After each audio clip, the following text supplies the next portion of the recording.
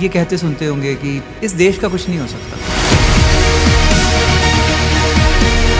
ये बहुत ज्यादा सुनने में आता है। Hopelessness, stagnation. होपलेसनेस मतलब अब कुछ नहीं हो सकता। एक कंपनी, दूसरी कंपनी, तीसरी कंपनी, सैलरी नहीं बढ़ रही, ग्रोथ नहीं है, होपलेसनेस। अक्सर आप ये कहते सुनते होंगे कि इस देश का कुछ नहीं हो सकता, ये देश नहीं बढ़ सकता, ये कंट्री में ऐसे ही होना है, हमारी सिटी में ऐसे ही रहना है, ये चीज तो ऐसे ही होगी। होपलेसनेस। अरे ये सब फिजूल है। कई बार पुराने पार्टनर से धोखा मिल गया, मेरा तो प्यार से विश्वास उठ चुका है। होपलेसनेस। होपलेसनेस मतलब मेरे को आगे की कुछ होप ही नहीं बची है, मेरा मन ही नहीं करता ग्रो करने का। बेसिकली ब्रेन के अंदर एक सिग्नल चला गया है कि आगे कुछ नहीं हो सकता और मोमेंटम लो हो गया है। मैं अपने आप को सब कुछ यूजलेस फील करता हूँ। मैं एक्सरसाइज करने जाता हूँ, 10 दिन में रिजल्ट नहीं आता और मेरा माइंड में इंटरनल स्क्रिप्ट क्या बन रही है, मेरी बॉडी टाइप ही ऐसी है, हो ही नहीं सकता कुछ भी। मैं काम करने जाता हूँ, एक ही काम बार बार कर रहा हूँ, एक ही तरीके से कर रहा हूँ, कुछ भी उसमें चेंज नहीं करने की कोशिश कर रहा और माइंड में क्या स्क्रिप्ट आती है, कुछ नहीं हो सकता। कॉर्पोरेट तो मेरे बस का ही नहीं है, मैं कॉर्पोरेट के लिए बना ही नहीं हूँ। और या फिर इस फील्ड का ही कुछ नहीं हो सकता, मेरी फील्ड ही ऐसी है। पार्टनर के केस में सेम चीज रिपीट होनी